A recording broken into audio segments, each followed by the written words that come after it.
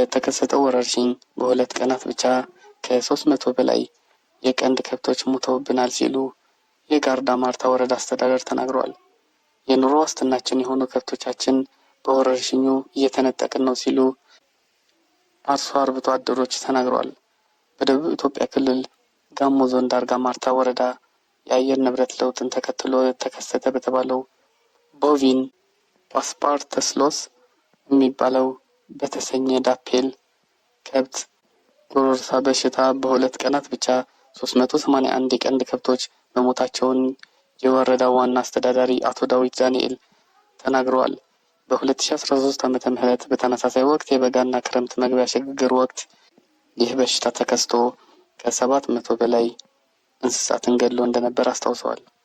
የወረዳው ዋና አስተዳዳሪ አሁን ላይ በወረዳው የሚገኙ 10 ቀበሌዎች በ9ኙ በሽታው መከሰቱ ከወረዳው አቅም በላይ በመሆኑ የዞንና የክልሉ መንግስት ድጋፍ መጀመሩን ጠቅሰዋል።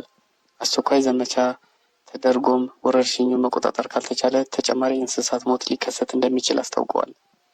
ባነጋገርናቸው ሁለት የወረዳው ነዋሪዎች የቀንድ ከብቶች ለአካባቢው ነዋሪ የሚያርስበት ሊያሻው ሽጦ የሚጠቀምበትና ልዩ ልዩ ተዋጽኦችን የሚያገኝበት የኑሮ ዋስትናው መሆናቸውን በመግለጽ በአንድ ሁለት ቀናት ውስጥ ከአንዳቸው ቤት 3 ከአንዳቸው ቤት ደግሞ 5 ከብቶች እንደሞቱባቸው ገልጸዋል። የኑሮ ዋስትናችን እየተነጠቅን ነው ያሉት ነዋሪዎቹ ከብቶቻችንን ታደጉልን ሲሉ ተማጽነዋል። የጋራ ማርታ ወረዳ እንስሳትና አሳ ሀብት ልማት ጽሕፈት ቤት ኃላፊ ዶክተር ሃይማኖት ኃይሌ በበኩላቸው ቦቪን ፓስቶራሊሲስ የተሰኘው ይህ የዳልጋ ከብት በሽታ በአየር ንብረት ለውጥ ምክንያት የሚከሰትና በዋናነት የእንስሳትን ሳንባ የሚያጠቃ መሆኑን መግለጽ አስፈላጊው የሕክምና በፍጥነት ካልተደረገ ከእንስሳት ወደ እንስሳት በመተላለፍ በርካታ እንስሳት እንዲሞት ሊዳርግ ይችላል ብለዋል።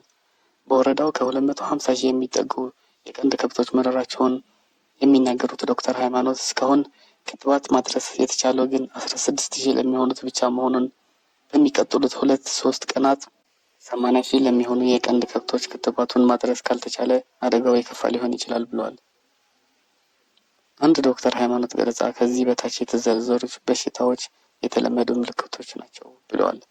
አንደኛው ከፍተኛ ትኩሳት፣ ሁለተኛ የሳንባ እብጠት፣ ትንፋሽ ማሳጠር፣ ሶስተኛ አፍንጫ ውስጥ በውሃ ፈሳሽ ማውጣት፣ ደም መሰል፣ አራተኛ ጉሮሮና አንገቱን እብጠት፣ አምስተኛ የምግብ ፍላጎት ማጣት፣ ስድስተኛ በወተት ላሞች ላይ ከሆነ የወተት ምርት መቀነስና የቆዳ ፀጉር መቆም በአይንን የሚታዩ ዋና ዋና ምልክቶች ሲሆኑ በበሽታው የተያዙ ከብቶች ከሌሎች ነጥሎ ማቆየት እንዲሁም አፋጣኝ ክትባት እንዲያገኙ ማድረግ ተመራጭ መፍትሄ ሆኗቸው ብለዋል።